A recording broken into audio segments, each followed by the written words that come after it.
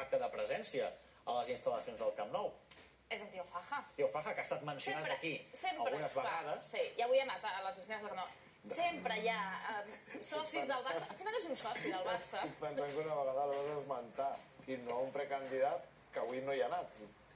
No, però ja anirà demà. Ah, això mateix, sí. Ves que no li falti un dia per aconseguir les firmes, ja tindria conya.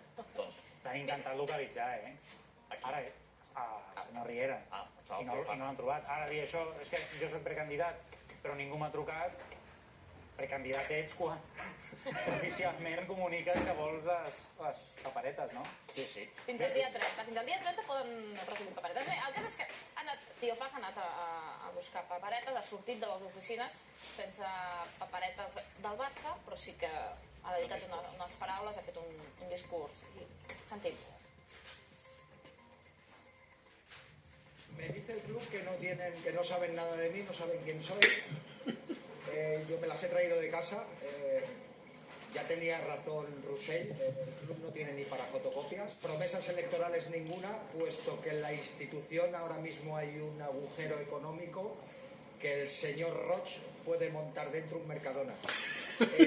Tal es así que incluso me he traído un dinerito de casa por si había que ayudar a pagar la luz de la institución.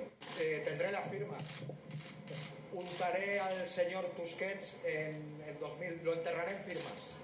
Gracias. Bé, és evident que és un gag, però s'ha presentat avui aquí. Sempre, cada... No? Al final l'haurem d'acabar entrevistant, perquè clar, va a buscar butlletes, diu que és precandidat.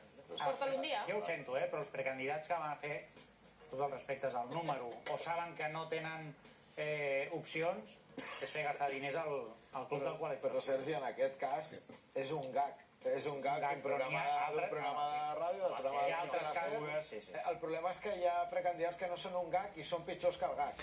Aquest és el problema. Bé, avui ha començat la recollida